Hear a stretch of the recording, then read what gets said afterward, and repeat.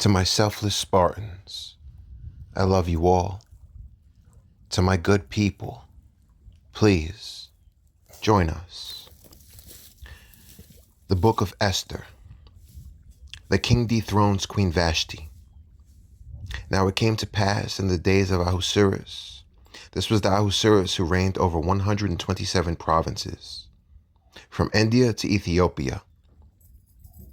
In those days, when King Ahasuerus sat on the throne of his kingdom, which was in Shushan the citadel, that in the 3rd year of his reign he made a feast for all his officials and servants. The powers of Persia and Media, the nobles and the princes of the provinces being before him. When he showed the riches of his glorious kingdom and the splendor of his excellent majesty for many days, 180 days in all. And when these days were completed, the king made a feast lasting 7 days for all the people who were present in Shushan the citadel, from great to small, in the court of the garden of the king's palace. There were white and blue linen curtains fastened with cords of fine linen, and purple and silver rods and marble pillars. And the couches were of gold and silver on a mosaic pavement of alabaster, turquoise, and white and black marble. And they served drinks in golden vessels, each vessel being different from the other, with royal wine in abundance, according to the generosity of the king. In accordance with the law, the drinking was not compulsory, for so the king had ordered all the officers of his household, that they should do according to each man's pleasure.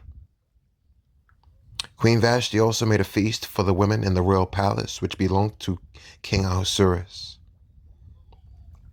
On the 7th day, when the heart of the king was merry with wine, he commanded Mehuman, Biztha, Harbona, Bigtha, Abagtha, Zethar, and Carcass, 7 eunuchs who served in the presence of King Ahasuerus, to bring Queen Vashti before the king, wearing her royal crown, in order to show her beauty to the people and the officials, for she was beautiful to behold. But Queen Vashti refused to come at the king's command, brought by his eunuchs. Therefore the king was furious, and his anger burned within him. Then the king said to the wise men who understood the times, for this was the king's manner toward all who knew law and justice, those closest to him being Karshina, Shethar, Admatha, Tarshish, Meres, Marsina, and Memucan, the 7 princes of Persia and Media, who had access to the king's presence, and who ranked highest in the kingdom. What shall we do to Queen Vashti according to the law, because she did not obey the command of King Ahasuerus brought to her by the eunuchs?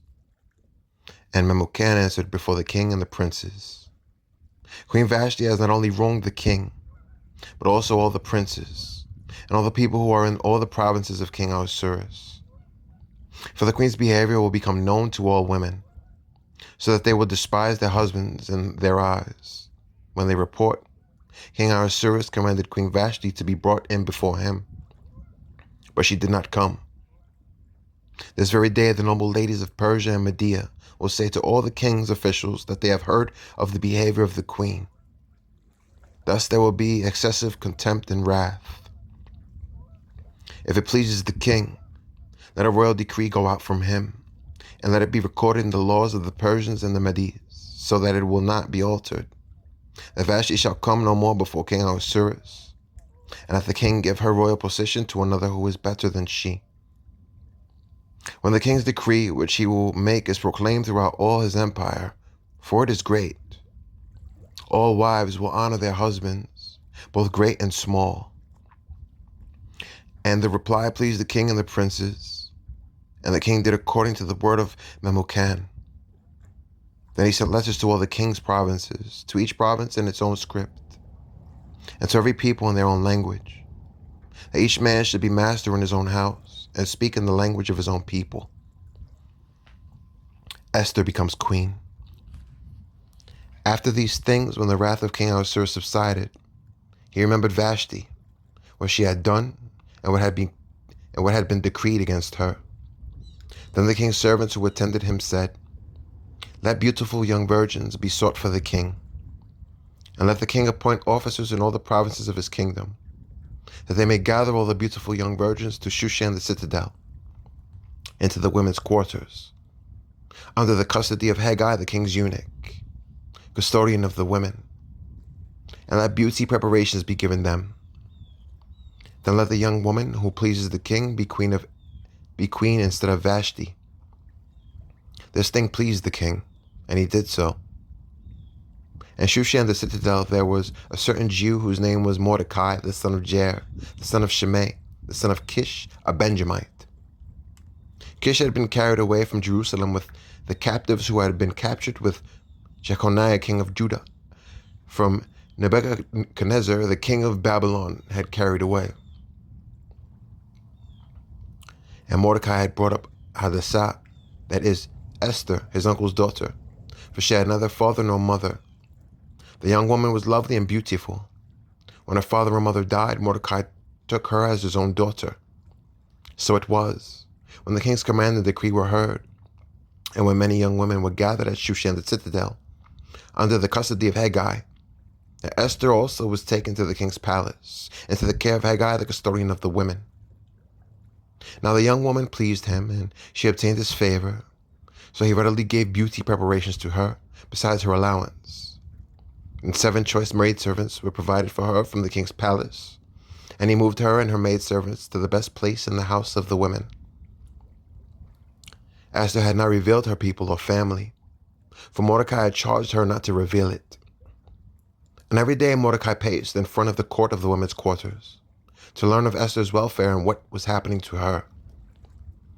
Each young woman's turn came to go in to King Ahasuerus after she had completed 12 months preparation according to the regulations for the women, for thus were the days of their preparation apportioned: 6 months with oil of myrrh, and 6 months with perfumes and preparations for beautifying women. Thus prepared, each young woman went to the king, and she was given whatever she desired to take with her from the women's quarters to the king's palace. In the evening she went, and in the morning she returned to the second house of the women, to the custody of Shashgaz, the king's eunuch who kept the concubines. She would not go in to the king again unless the king delighted in her and called her for her by her name. Now when the turn came for Esther, the daughter of Abihail, the son of the uncle of Mordecai, who had taken her as his daughter, to go into the king, she requested nothing but what Haggai the king's eunuch, the custodian of the women, advised. And Esther obtained favor in the sight of all who saw her. So Esther was taken to King Ahasuerus, into his royal palace, in the 10th month, which is the month of Tebeth, and the 7th year of his reign. The king loved Esther more than all the other women, and she obtained grace and favor in his sight more than all the virgins. So he set the royal crown upon her head and made her queen instead of Vashti. Then the king made a great feast, the feast of Esther, for all his officials and servants. And he proclaimed a holiday in the provinces and gave gifts according to the generosity of a king. Mordecai discovers a plot. When virgins were gathered together a second time, Mordecai sat within the king's gate. Now Esther had not revealed her family and her people, just as Mordecai had charged her, for Esther obeyed the command of Mordecai when she was brought up by him. In those days, while Mordecai sat within the king's gate, 2 of the king's eunuchs, Bigthan and Teresh, doorkeepers, became furious and sought to lay hands on King Ahasuerus. So the matter became known to Mordecai, who told Queen Esther, and Esther informed the king in Mordecai's name. And when an inquiry was made into the matter, it was confirmed, and both were hanged on a gallows. And it was written in the book of the Chronicles in the presence of the king, Haman's conspiracy against the Jews. After these things, King Ahasuerus promoted Haman, the son of Hammedatha the Agagite, and advanced him and set his seat above all the princes who were with him. And all the king's servants who were within the king's gate bowed and paid homage to Haman, for so the king had commanded concerning him. But Mordecai would not bow or pay homage. Then the king's servants who were within the king's gate said to Mordecai, "Why do you transgress the king's command?" Now it happened, when they spoke to him daily and he would not listen to them, that they told it to Haman, to see whether Mordecai's words would stand, for Mordecai had told them that he was a Jew. When Haman saw that Mordecai did not bow or pay homage, Haman was filled with wrath. But he disdained to lay hands on Mordecai alone, for they had told of the people of Mordecai. Instead, Haman sought to destroy all the Jews who were throughout the whole kingdom of Ahasuerus, the people of Mordecai. In the first month, which is the month of Nisan, in the 12th year of King Ahasuerus, they cast pur, that is the lot, before Haman to determine the day and the month, until it fell in the 12th month, which is the month of Adar. Then Haman said to King Ahasuerus, "There is a certain people scattered and dispersed among the people in all provinces of your kingdom. Their laws are different from all other peoples, and they do not keep the king's laws. Therefore it is not fitting for the king to let them remain. If it pleases the king, let a decree be written that they be destroyed, and I will pay 10,000 talents of silver into the hands of those who do the work, to bring it into the king's treasuries." So the king took his signet ring from his hand and gave it to Haman, the son of Hammedatha the Agagite, the enemy of the Jews. And the king said to Haman, "The money and the people are given to you, to do with them as seems good to you."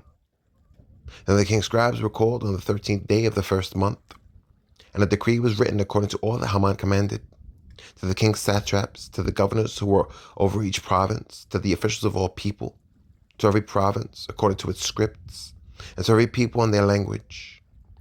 In the name of King Ahasuerus it was written and sealed with the king's signet ring. And the letters were sent by couriers into all the king's provinces to destroy, to kill, and to annihilate all the Jews, both young and old, little children and women, in one day, on the 13th day of the 12th month, which is the month of Adar, and to plunder their possessions. A copy of the document was to be issued as law in every province, being published for all people, that they should be ready for that day. The couriers went out, hastened by the king's command, and the decree was proclaimed in Shushan the citadel. So the king and Haman sat down to drink, but the city of Shushan was perplexed. Esther agrees to help the Jews. When Mordecai learned all that had happened, he tore his clothes and put on sackcloth and ashes, and went out into the midst of the city. He cried out with a loud and bitter cry. He went as far as the front of the king's gate, for no one might enter the king's gate clothed with sackcloth. And in every province where the king's command and decree arrived, there was great mourning among the Jews, with fasting, weeping, and wailing, and many lay in sackcloth and ashes. So Esther's maids and eunuchs came and told her, and the queen was deeply distressed. Then she sent garments to clothe Mordecai and take his sackcloth away from him, but he would not accept them. Then Esther called Hathach, one of the king's eunuchs whom he had appointed to attend her, and she gave him a command concerning Mordecai, to learn what and why this was. So Hathach went out to Mordecai in the city square that was in front of the king's gate. And Mordecai told him all that had happened to him, and the sum of money that Haman had promised to pay into the king's treasuries to destroy the Jews.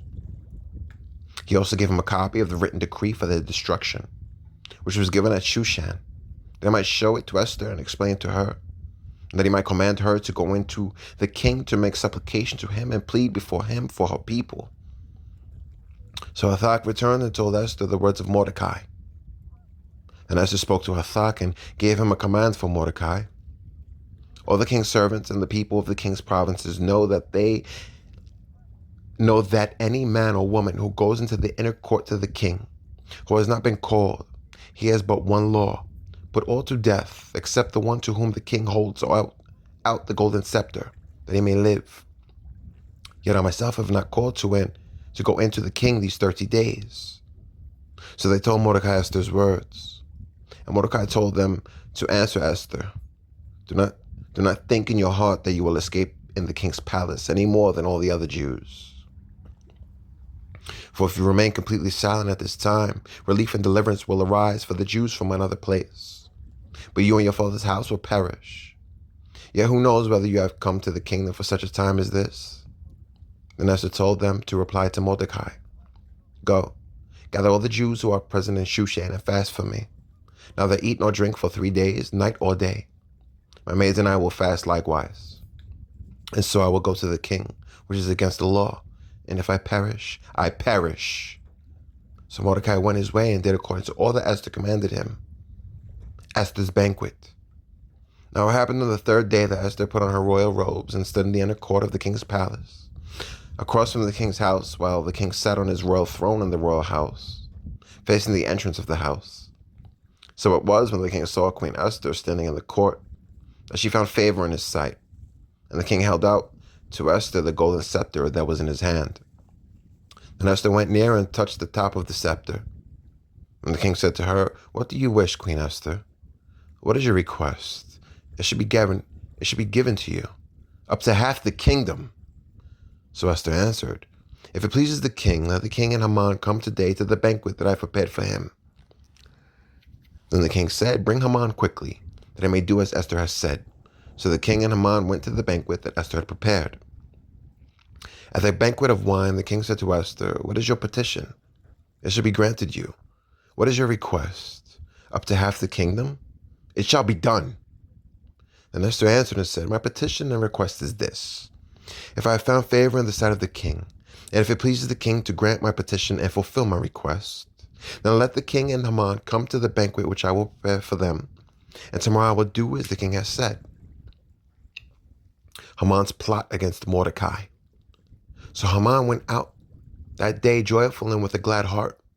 But when Haman saw Mordecai in the king's gates, and that he did not stand or tremble before him, he was filled with indignation against Mordecai. Nevertheless, Haman restrained himself and went home. And he sent and called for his friends and his wife Zeresh. And Haman told them of his great riches, the multitude of his children, everything in which the king had promoted him, and how he had advanced him above the officials and servants of the king. Moreover, Haman said, "Besides, Queen Esther invited no one but me to come in with the king to the banquet that she prepared, and tomorrow I am again invited by her, along with the king. Yet all this avails me nothing, so long as I see Mordecai the Jew sitting at the king's gate." And his wife Zeresh and all his friends said to him, "Let a gallows be made, 50 cubits high, and in the morning suggest to the king that Mordecai be hanged on it. Then go merrily with the king to the banquet." And the thing pleased Haman, so he had the gallows made. The king honors Mordecai. That night the king could not sleep, so one was commanded to bring the book of the records of the Chronicles, and they were read before the king. And it was found written that Mordecai had told of Bigthana and Teresh, two of the king's eunuchs, the doorkeepers, who had sought to lay hands on King Ahasuerus. Then the king said, "What honor or dignity has been bestowed on Mordecai for this?" And the king's servants who attended him said, "Nothing has been done for him." So the king said, "Who was in the court?" Now Haman had just entered the outer court of the king's palace to suggest that the king hang Mordecai on the gallows that he had prepared for him. The king's servant said to him, "Haman is there, standing in the court." And the king said, "Let him come in."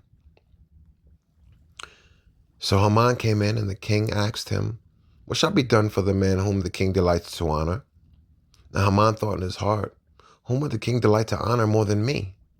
And Haman answered the king, "For the man whom the king delights to honor, let a royal robe be brought which the king has worn, and a horse on which the king has ridden, which is the royal crest placed on his head.